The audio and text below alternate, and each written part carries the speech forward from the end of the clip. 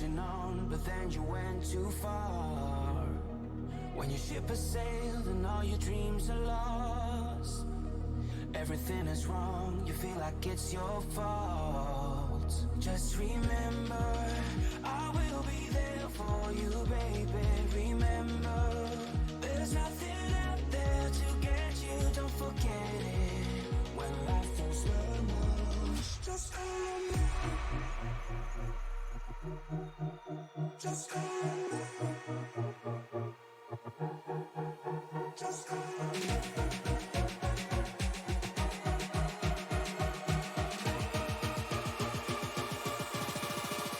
Just call me.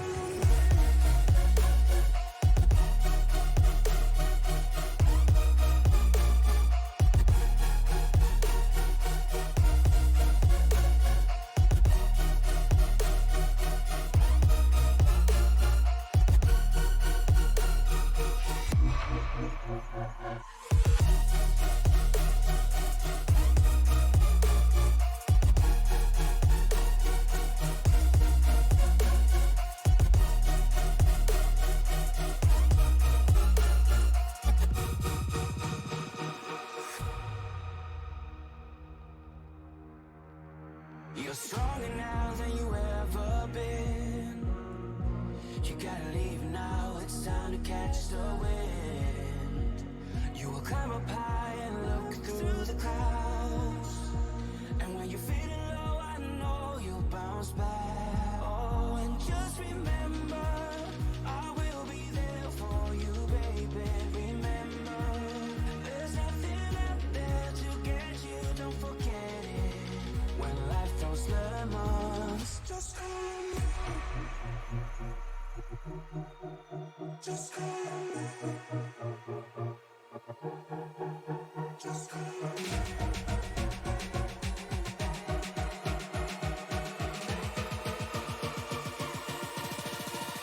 Just call me.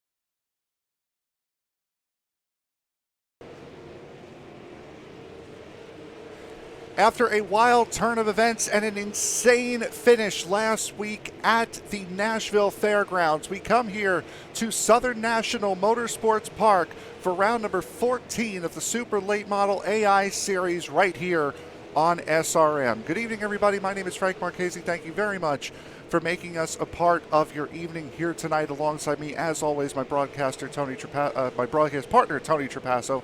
Tony, wild stuff that we saw at Nashville. Just, I don't know how we can top that for this race.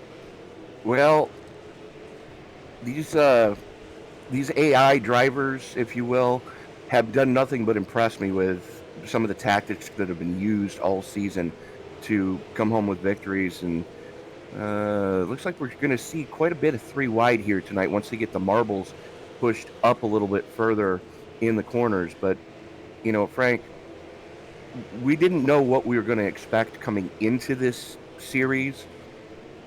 And I think that what we have seen so far has definitely been entertaining, to say the least. Absolutely. It is far and surpassed. Again, we've said it so many times that the reason why we did this AI series was to bring content to this channel that isn't often seen. We don't often see super late model leagues, and we don't often see these racetracks run over the course of a league season.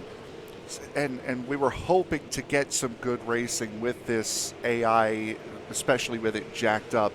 And boy, oh boy, have we gotten a lot more than we expected out of this AI. Coming into this race, what was it, a couple of weeks ago, coming out of Charlotte, Toni Breidinger had about a 100-point lead over the rest of the field. That has shrunk now down to 24 here with 3 races to go. Corey Heim jumps back up into second. Walt Clow down into third in points. Austin Herzog right about there as well. But a lot of guys, especially Wayne Stokes after his win, Jake Drew coming home in second. A lot of moving and shaking here still in the late stages of this championship. It very much so is, Frank. And, the fact that the Sunrise Ford team, they've got 2 cars in the top 10 right now, but they haven't really done a lot with it this season. They've had more troubles than they've had successes. Same thing goes for the McAnally boys. You've got Gio Scelzi and Derek Kraus both in the top 15. But if you would have told me at the beginning of this series that Cole Moore would be mired back in 19th with 3 races left in the season, mathematically basically eliminated from the championship, I would have told you were out of your mind. Especially with the start to the season that Cole Moore had. We saw him up at the front and racing for race wins every single week for seemingly the first month and a half of the season. As we do have a minute left here in this practice session. Right now it's Derrick Griffith sitting at the top of the 13.852. A lot of close running here as we expected. It's a short track. It's only 0.4 of a mile, but banking, high banking in tight corners here. It's kind of like Nashville shrunk a little bit. It's kind of like if Nashville and Bristol had a child. That would basically be what this is. But if you're in the iRacing servers and you haven't driven around Southern National, you owe it to yourself if you're a short track racing fan, because this track is so much fun to learn and try to get a handle on. Absolutely, and you can already see, Tony, as we got 15 seconds left here in this session, you can already see a ton of marbles on the outside line already. So it's going to be a 2-lane racetrack, and you're also seeing those dark patches going into the corner really start to pick up where guys are having to brake and really start to turn into these corners.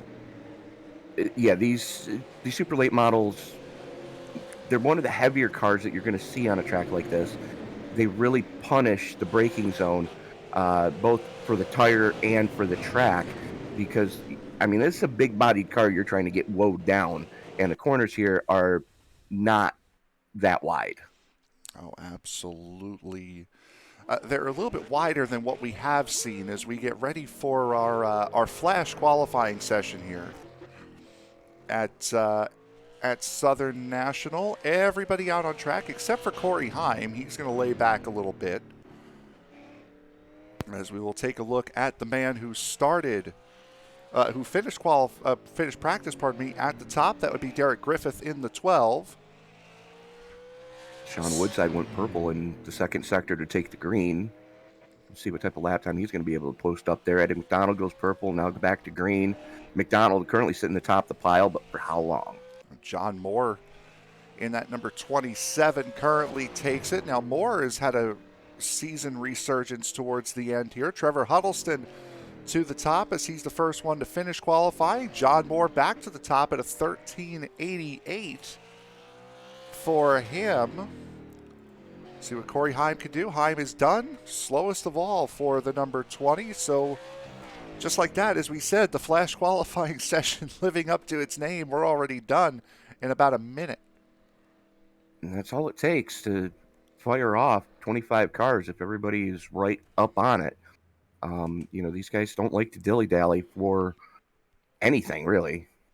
No, absolutely not. And that certainly has shown. And as we get now into the race session, we will take a look at the starting grid here for tonight's race. And on pole will be the number 27 of John Moore with a 13.879. Derek Kraus will sit next to him on the outside of the front row. Eddie McDonald and Sean Woodside will make up row 2. Row 3 goes to Tanner Reef and Trevor Huddleston. Walt Clow and Mark Wirtz will make up row number 4. Derrick Griffith and Andy Allen in row number 5. Ty Majeski and Austin Herzog will make up row 6, with row 7 going to Cole Moore and Carson Quapple. Wayne Stokes and Gio Selzy going to roll it off in row number 8, with row 9 going to Colby Howard and Jeremy Doss. Austin Maynard and Dominic Lopez are going to fire off from 10th row, with the 11th row seeing Sammy Smith and Jake Drew. Row number 12 goes to Josh Berry and Toni Breidinger. Parker Traves and Blaine Roca rolling off in row 13 and starting shotgun on the field. All by his lonesome in the number 20 is going to be Corey Heim. There's some heavy hitters at the tail end of this field tonight, Frank. Yep, absolutely. And Toni Breidinger, unfortunately for her, has made a habit of starting at the back of these races in that number 25. She has not had the best of luck in these qualifying sessions, but somehow, some way, whether it be through a perfectly timed caution in pit strategy, which was the case at Charlotte, somehow finds her way up to the front of these fields. She has at that, and that's one of the reasons why she's the points leader. Like I've said numerous times, my father and I used to go golfing all the time, and he'd look at me at least one time through the front 9 and one time through the back 9 and go, I'd rather be lucky than good any day. And you just hit that perfect shot, and that's what keeps bringing you back for more. And speaking of the back 9, I believe we got about 3 or 4 cars that are going to be pitting on the backstretch. Now, this racetrack has a very similar pit road to a track you brought up before at Bristol. Pit lanes down both the front and backstretch. It is a dual pit scenario, so drivers who are pitting on the backstretch can come into pit road down in turn number 2 and exit in turn 3.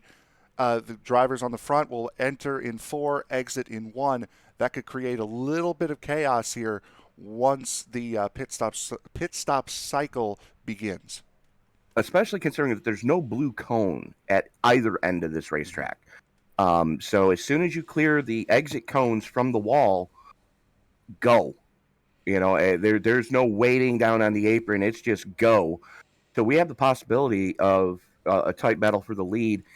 We could see somebody Kevin LePage the field tonight.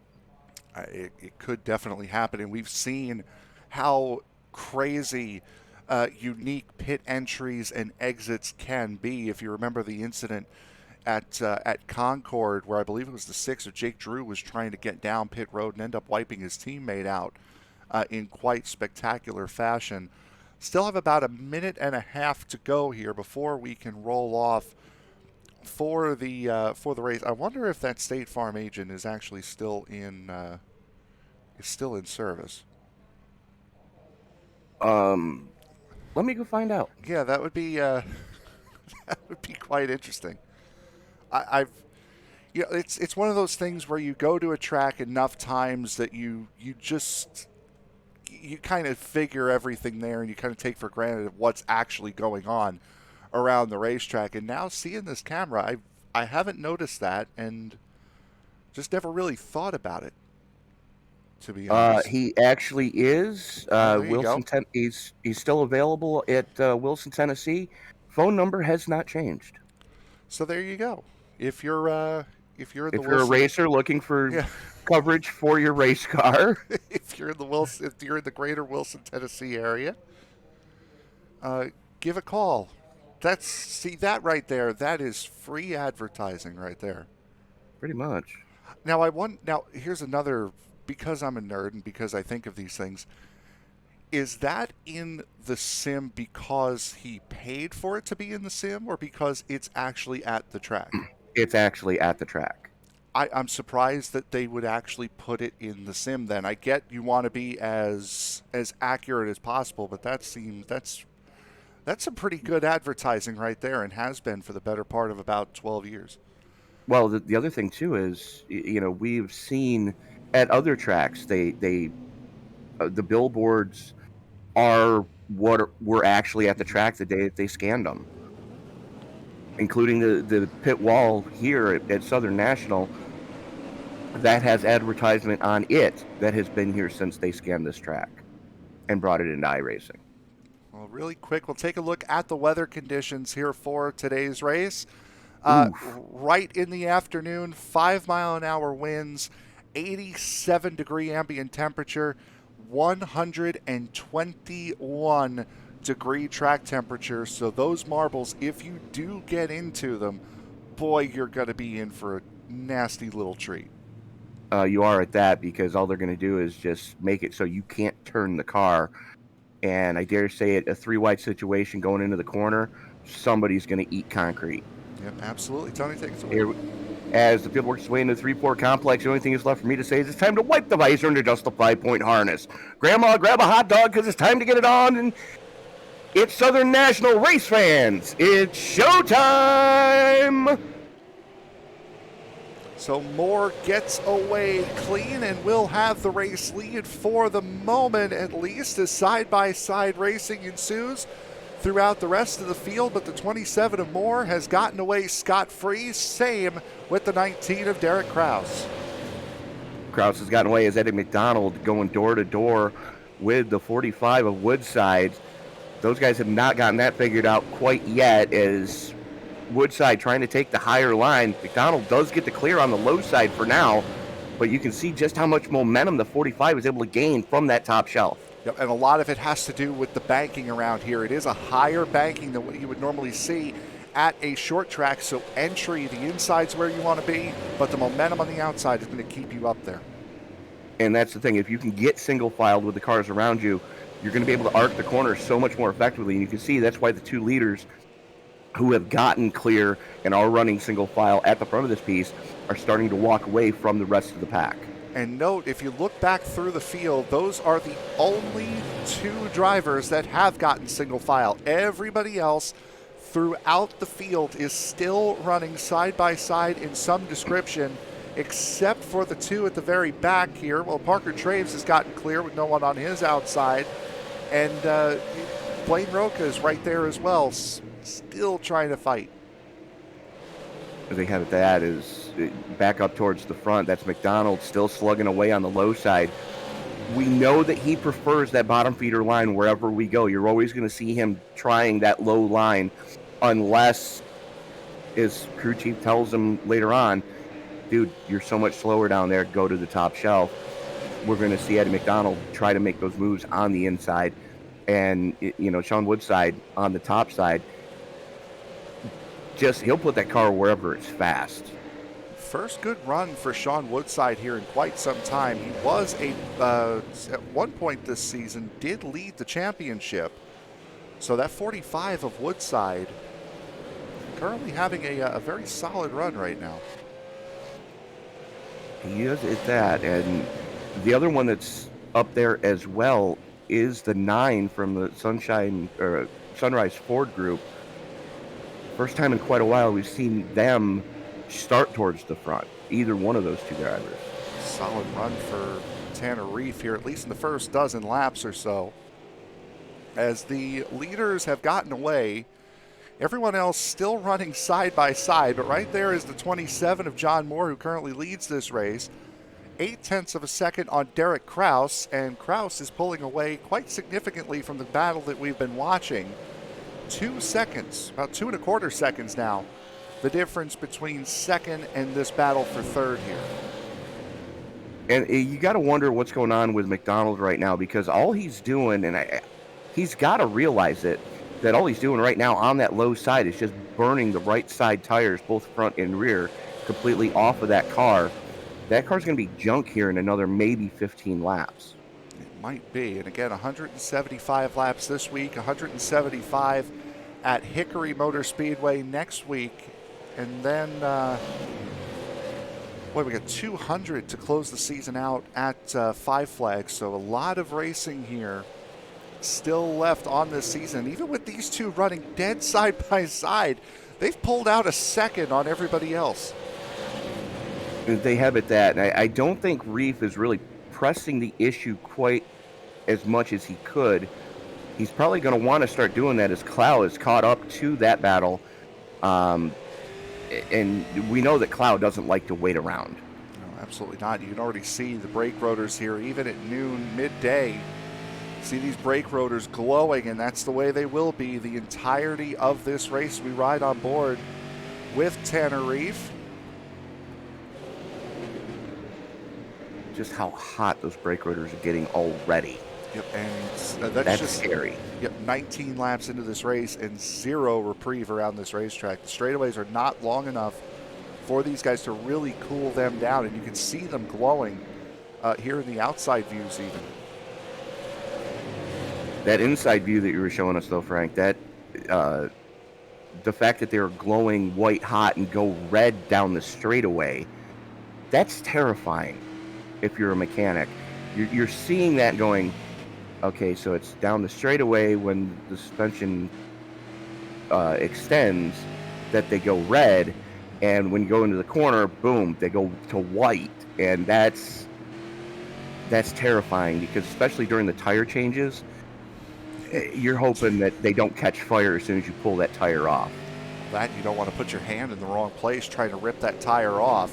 True story. As still side-by-side action all throughout the field here. Really no one gaining an advantage, as everyone seems pretty content to be side-by-side where they are. See Derrick Griffith again, who was the fastest in the practice session, and these guys, just with the way the iRacing coding is for these AI, the inside line doesn't really aggressively push up to the outside. It doesn't really try to chop the nose off of the driver out in front, which is why you're getting these side-by-side races that have lasted really the entirety of this run so far. You are, and the biggest problem is the tire model is going to come into effect, and you'll see that as this tire run wears on, the guys that are on that outer lane are going to start to creep forward opposed to the guys on the low side. Now, the low side is a ton shorter, but you can get such a better run on that second lane. And, I mean, you can see right where the marbles are. They're right on the edge of that very dark spot in the corner where everybody's been running. If you try to go up another lane or you get caught on the outside in a three-wide situation, you might as well get the backup car out, because you're going to be eating the wall. You see the 92 of Wayne Stokes, last week's winner at Nashville. Started that final lap running in about 8th, and then the top 7 cars all came down pit road for fuel on the final lap. Left him and the 6 of Jake Drew battling side by side for the final lap and a half. And boy, what a way to get the first win of the season for that number 92. Bet you the gas man got a bonus, or the guy doing the fuel calculations got a bonus check for that one last week. As I'm seeing quite a few faces in the infield here tonight, Frank. I'm thinking a lot of guys said, yeah, you know what, we can't do that, and you're gone. As battle for third still hot and heavy, and they have carved out quite a gap back to the rest of the peloton.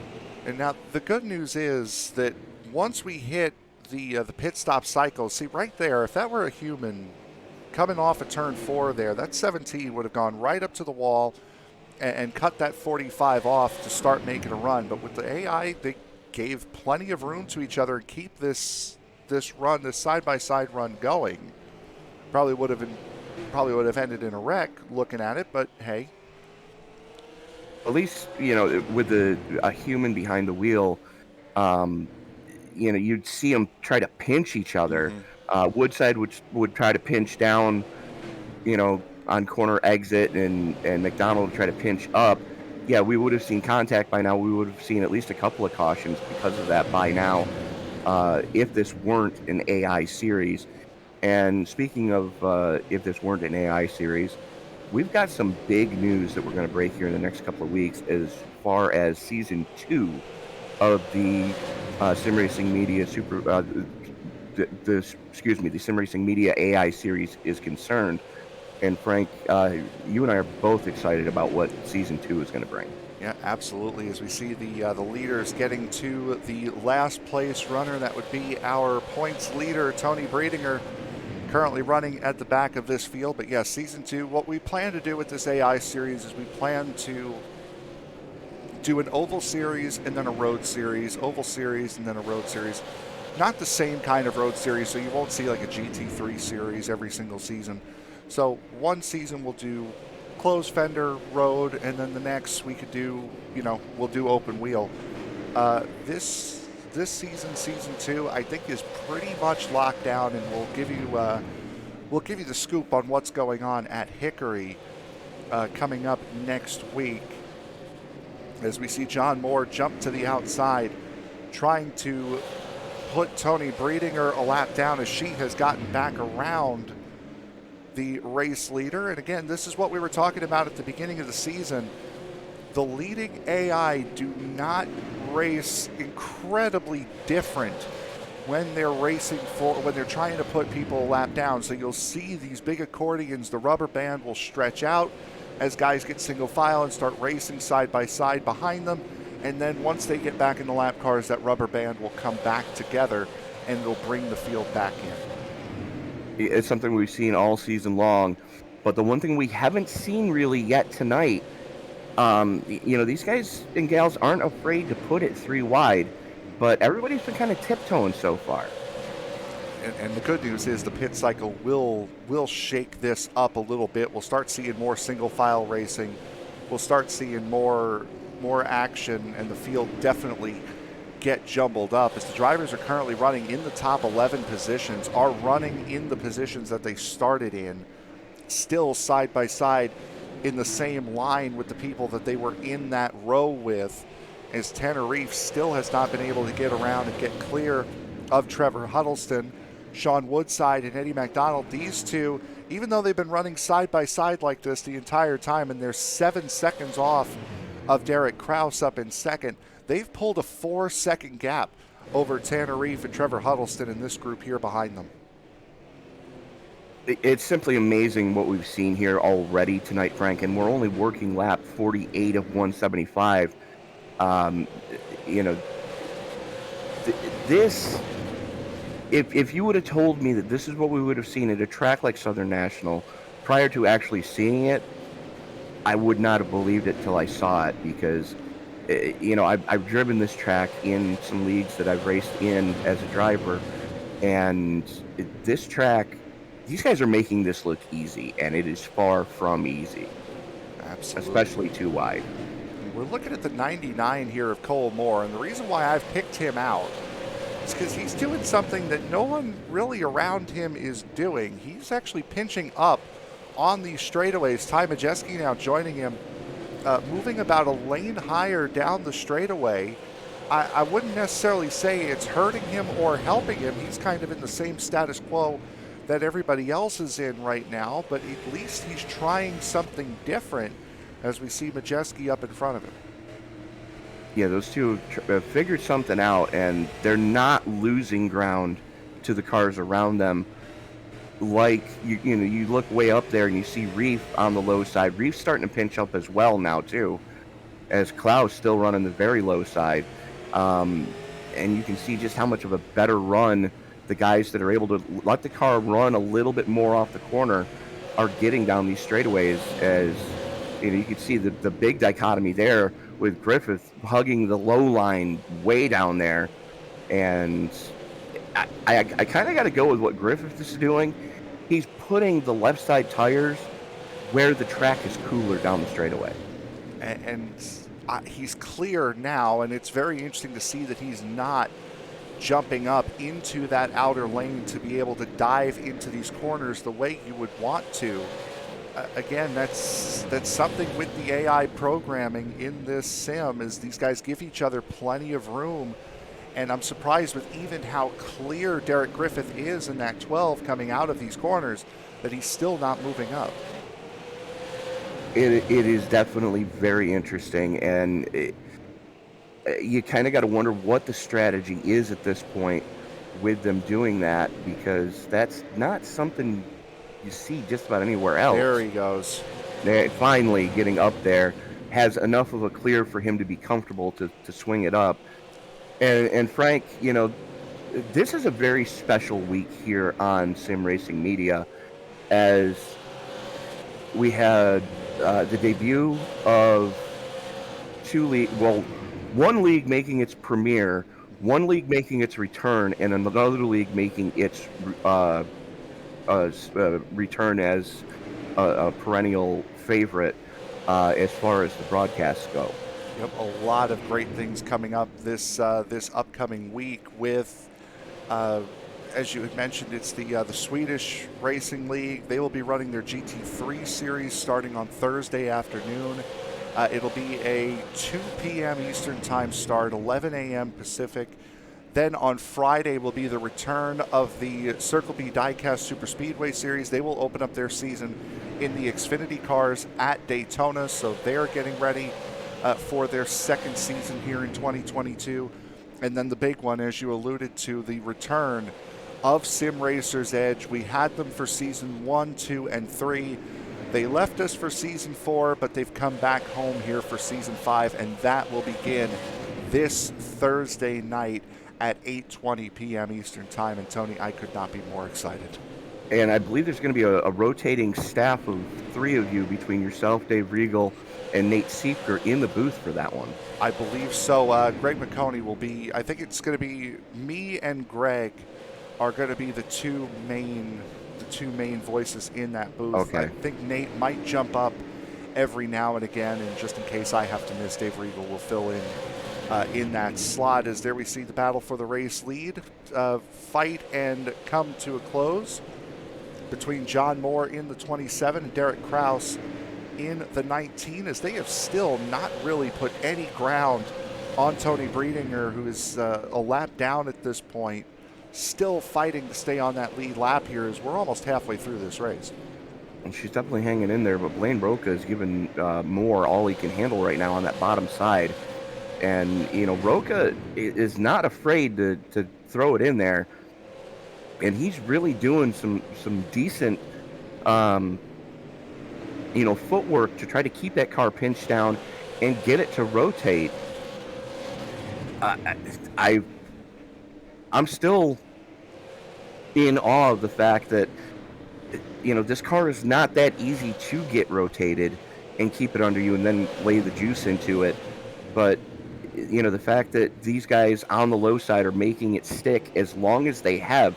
I mean, we're working lap 70 of 175, and that bottom lane has not given up hardly at all. And this group that you're seeing here, by the way, that the leaders Moore and Kraus have caught up to, yeah, that's 10th that we're seeing on screen right now. Ty Majeski all the way back. So this is an absolutely massive group. We've seen the side-by-side, the continuous side-by-side battling between Sean Woodside and Eddie McDonald, who insist on racing with each other, may as well hold hands at this point. 5 seconds adrift is this little pack here. Tanner Reeve, Trevor Huddleston, Walt Clow, Mark Wirtz, and Derrick Griffith after getting clear. He's gotten up and away from that previous pack, and now this is 10th all the way through. Again, simply amazing to see what this AI series has given us week in and week out. You and I have spoken in other broadcasts that we've done prior to going on the air that we've been spoiled after watching the racing that the AI can do.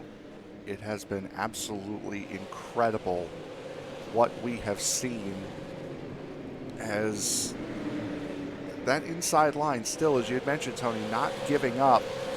But you can see the leaders starting to pull away just a little bit from the back end of this group. And also what we are seeing is Eddie McDonald and Sean Woodside, what was a 7-second gap, has now closed down to 2.5. And they've been side by side this whole time. And, they're still making time, but they're running clean, but they're running hard. And you've got to wonder at this point, Frank, what the pit strategies are going to be. Are you going to make it a 2-tire stop or a 2-stop race? Or are you going to try to make it a 1-stop race? Are the fuel calculations going to be correct when the team goes to fuel the car? And that's what we've seen being the bane of everybody's existence, is the fuel calculations have been wrong quite a bit this season.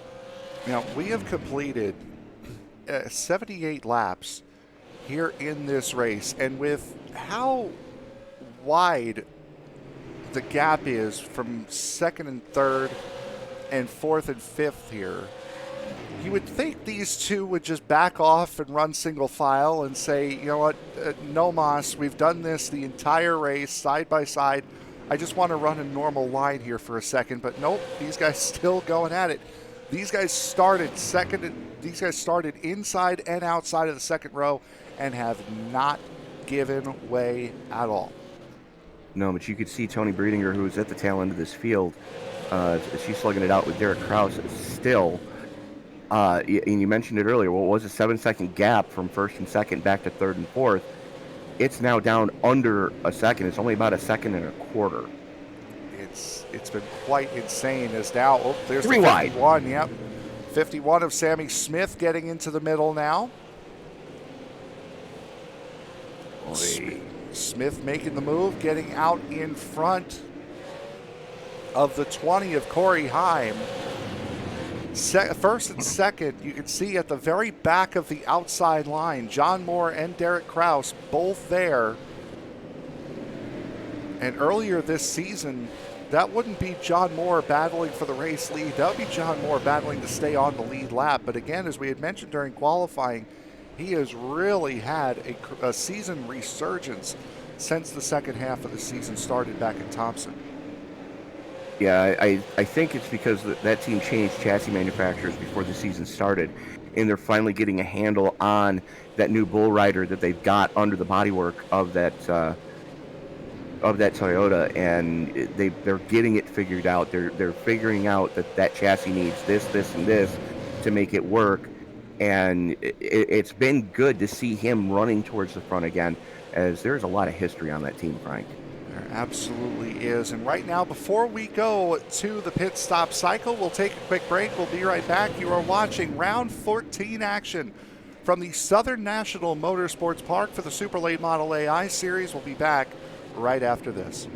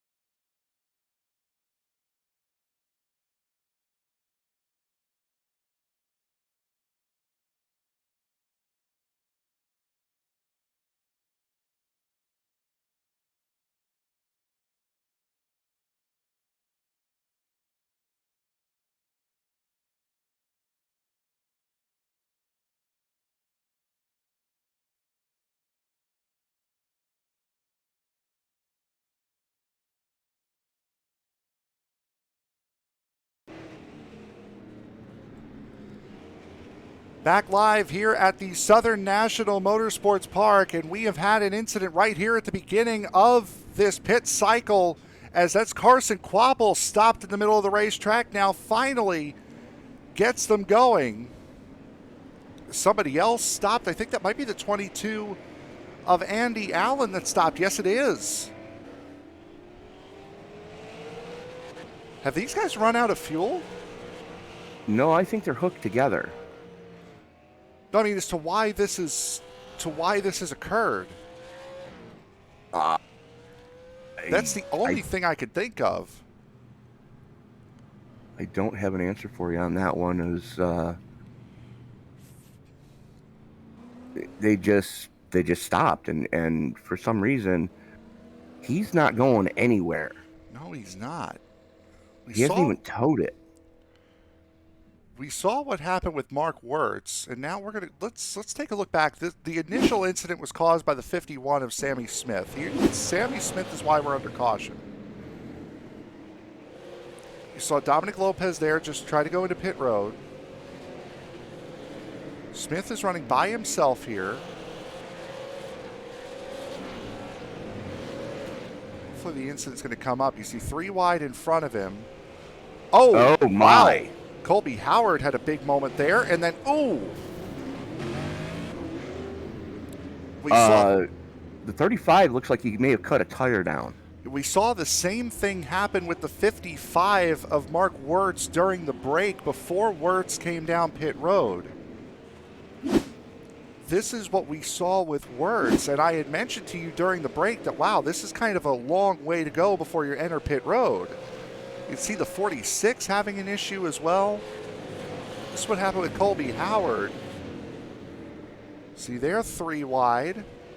And they're up in the marbles. That's what happened with the 22. 22 and 29 get involved in it, and then it's the incident that brought the caution out between Carson Kvapil and Sammy Smith. And then, as we've seen before, once the AI gets damaged, they have a tendency to just pull off and stop wherever they please. And that's what happens there.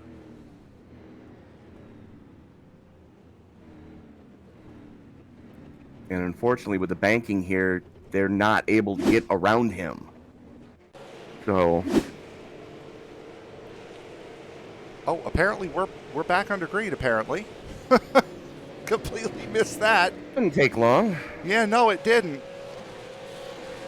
So up in front, it's Eddie McDonald, Walt Clow. This is the battle for the race lead here. Yeah, we're used to having a lot longer cautions. Sorry about that, folks. Yeah, everyone came in during that caution. And we'll take a look here at the restart just so you guys could see where everyone lined up, where and how everyone lined up. So we'll go to green here. On this restart, everyone lining up single file on the inside for the restart, which is bizarre. Yeah, that's quite intriguing.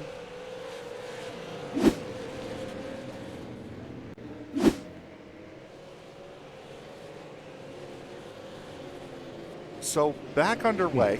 That's Walt Clow and Eddie McDonald now running for the race lead. I'm just trying to wrap my head around what we just saw. I mean, that was wild. Yeah, it's quite interesting.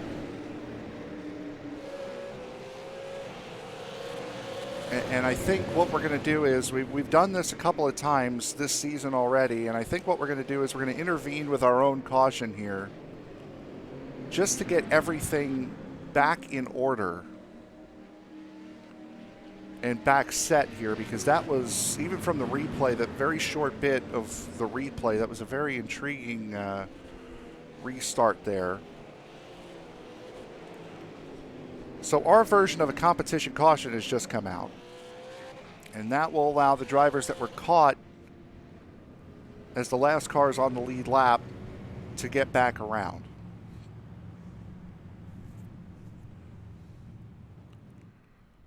And the other good news about this is, being as we're working lap 113 of 175 here under caution, you can make it from here, Frank. Yeah, shouldn't have to pit again.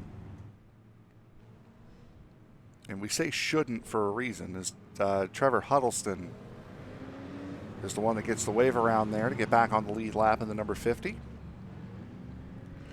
So drivers that got pinned not on the lead lap after having come into pit under green prior to the caution coming out. Toni Breidinger, Dominic Lopez, Austin Herzog, Blaine Roca, Jake Drew, all pinned a lap down. Andy Allen, Carson Kvapil, and Sammy Smith down pit road repairing damage. So I think Toni Breidinger might have just run into the back of the 45 of Woodside. But we don't dare go to a break because, well, we don't dare go to a replay because we're about to go restarting here. Rack 'em, stack 'em, and try it again. This, I'm sure, will be a heck of a lot more composed of a restart. Hopefully. As Walt Clow now will lead us down. Green flag back in the air. 60 laps to go here from Southern National. And It's that Cloud Brothers 46 pointed in the right direction, pulled the trigger, and Andy McDonald got a decent getaway with him.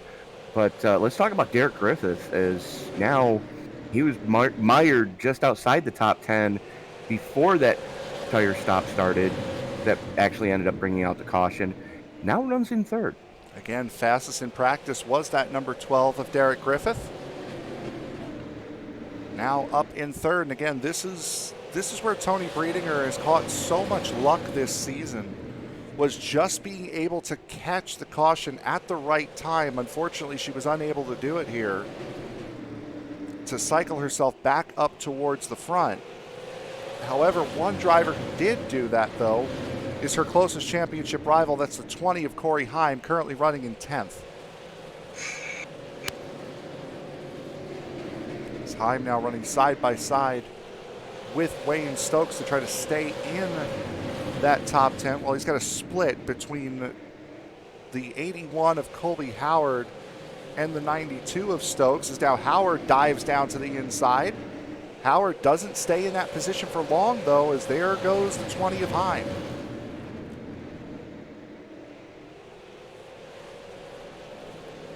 '75 of Jeremy Doss.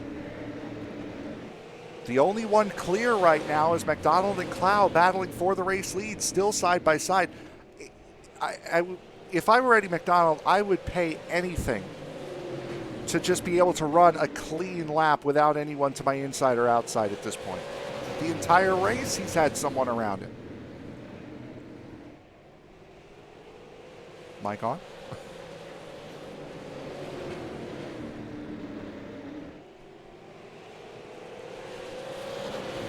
Still side by side for the race lead. Derrick Griffith almost clear of Tanner Reef. 29 of Austin Maynard has now cycled his way up to the front. You see that right front damage on the 29.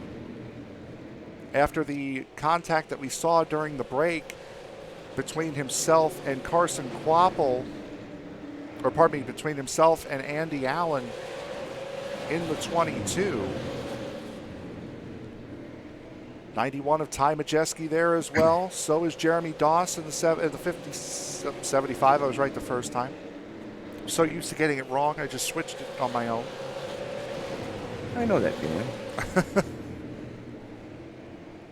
Corey Heim, Colby Howard, and Parker Traves, who we saw their third car on the bottom line, battling third to last, trying to stay on the lead lap. And thanks to the pit cycle, now up into 11th. Unfortunately for John Moore, though, from the race lead down to 13th.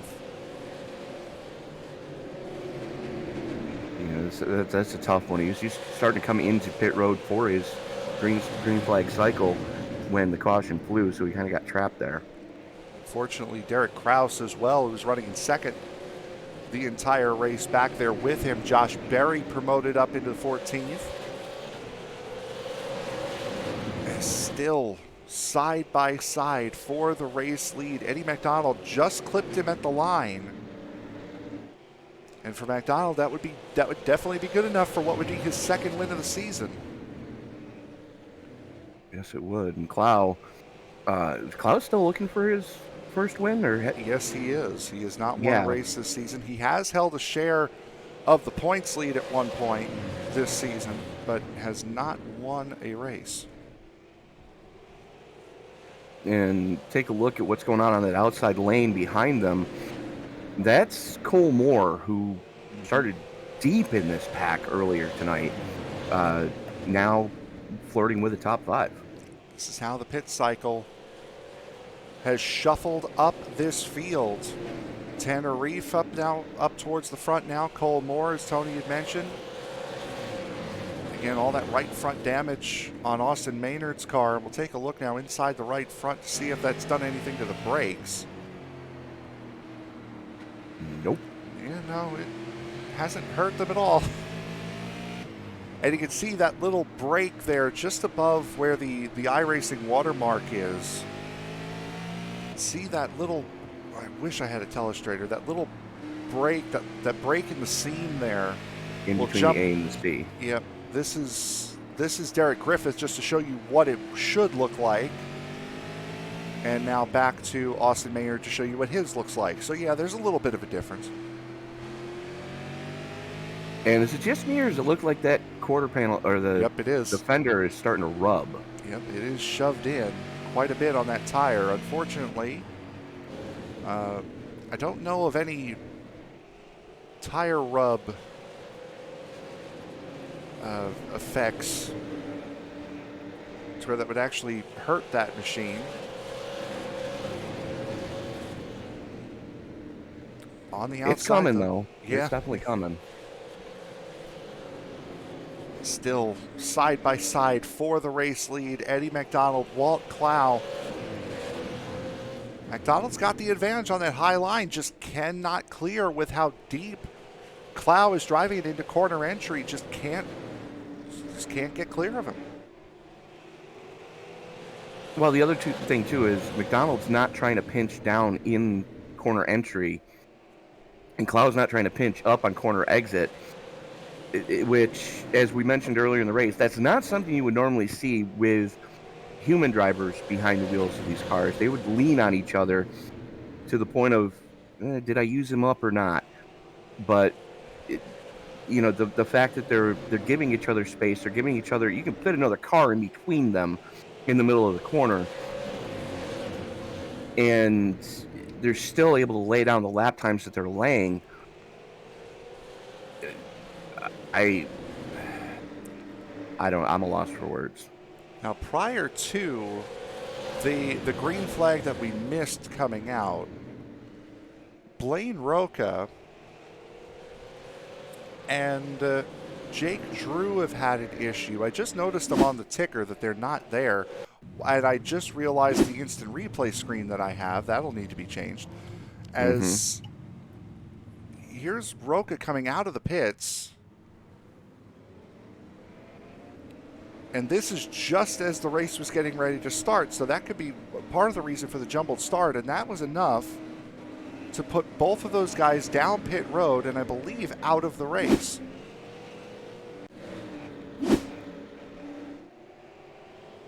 Oh, that's no bueno. No, they're both out. Carson Quapple and Andy Allen have returned. Sammy Smith has not yet. As Walt Clow has now finally gotten out to the race lead thanks to a push from the 12 of Derrick Griffith. Eddie McDonald has fallen back down to third. And we're starting to see some single file racing up here at the front. Boy, isn't that interesting when single file racing becomes the novelty? Yeah, I mean, it's kind of backwards what we normally expect, Frank. But you kind of got to wonder if Eddie McDonald had the curse of like Iowa or Kansas, where we've talked numerous times that outside lane, yeah, it may be a little bit faster, but it tends to punish the right side tires a little bit more. Is that what we're seeing out of that 17 MA tonight? at 17, has certainly had his fair share of side-by-side racing experience here this evening, but Derrick Griffith has a very fast hot rod in that number 12G. He's going to need to really clear McDonald soon here because because they're both losing ground to Clough. About a second and a half now is the gap between first and second. Watch out. Sammy Smith coming out of the pits. That kind of was a pucker moment for especially Cole Moore, as he had to get up and out of the way. As you know, we had talked that there is no blue commitment cone on pit exit. But good news for Cole Moore is that got him clear of the battle between Tanner Reef and Ty Majeski, got him running single file, and now he's going to try to put the attack on Eddie McDonald as Derrick Griffith has gotten clear of him and now sets his sights with about 20 laps to go here back towards Walt Clough with the race lead. Yeah, Clough he's had some good finishes, but he hasn't grasped the golden ring quite yet, and I mean, it would be a coup as we're going to be 20 to go this next time by, if Clough can hang on. Both drivers up at the front of this field will be first-time winners if they were to win this season, which means we will have 12 different winners in 14 races. Only 2 multi-race winners this season. That would be Tanner Reef and the 45 of Sean Woodside as the only duplicate winners on this season. And there you go. Your top 5 now have gotten single-filed out as they are trying to reel in Walt Clough right now. Derrick Griffith doing what he can to try to claw his way back into contention for the win. It'd still be one of the best finishes we've seen out of most of those guys in the top 5 right now in a handful of races. Seeing there, that's the gap and how much Griffith has gained on Walt Clough, as that's not really looking like a staircase. Now you want to see it, especially if you're Griffith, you want to see it looking like a staircase. That looks more like a wall.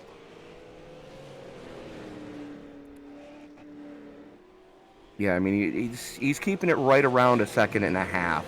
That was a good lap. Got a good chunk of it back there. It's 15 to go.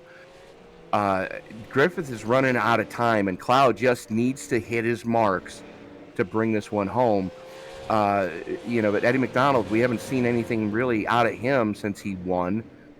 We haven't seen much out of Cole Moore in a couple of weeks anyways, and Reef has had just a nightmare scenario over the past 3 or 4 races. I believe he took the win, I want to say, at Bristol. Did the 9 of Reef. See there, we've finally had enough single file racing to where we can actually use the battle box now. Down that bottom left corner. Still, if you like the side-by-side stuff, we still have plenty of that in the middle of the field. Colby Howard in the 81. All the way back to Derek Kraus in 17th. But now a nice dichotomy here. You get to pick and choose what kind of racing you want to see here. What you do with that is 10 laps to go, and Griffith is starting to reel in Walt Clough ever so slightly. He's chipping away at it. The only thing is, I don't think he's going to have enough time, because we all know it's one thing to catch someone, it's another thing to pass them.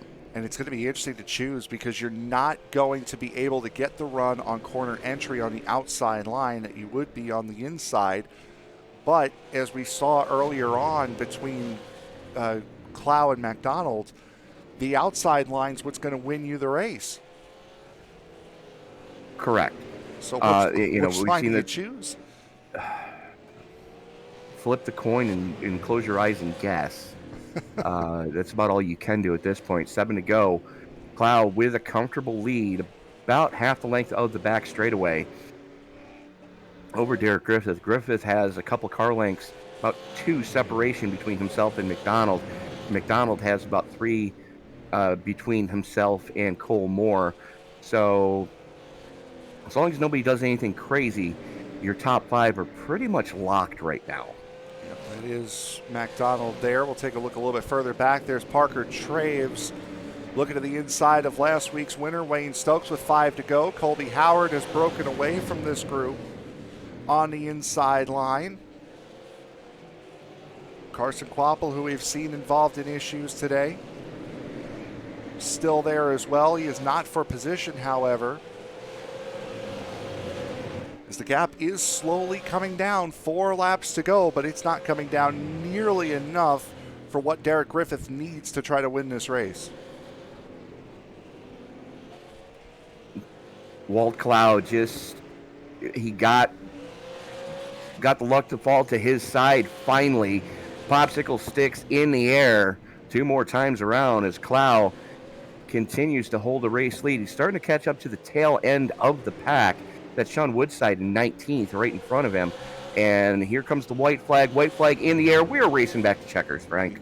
Yep, unfortunately for Derrick Griffith, that group of lap cars is not going to come fast enough. Coming through turns 3 and 4, Walt Clow found himself in the right position and finds himself in victory lane. Walt Clow wins here at Southern National. Griffith hangs on for second. McDonald coming home in third. Cole Moore and Tanner Reef rounding out your top 5. And, this was a completely different, it was a tale of 2 races, really, Frank, here tonight at Southern National. We had a ton of side-by-side during the first half of the race, and then once somebody made an oops, that really shuffled this field up. Yeah, absolutely. It became quite a tedious race, to be fair, just waiting for that outside line to get enough of a run, or waiting for the inside line to make a move to be able to jump up. Now, we are, again, mostly short tracks here. Next week, the short track is going to be flat, and this is the first time SRM is ever going to do a broadcast from Hickory Motor Speedway, the brand new Hickory Motor Speedway. I think it came out 2 updates ago. Right. That's going to be quite interesting to see how the racing gets on there. It's going to be really fun. A lot of history at that track as well.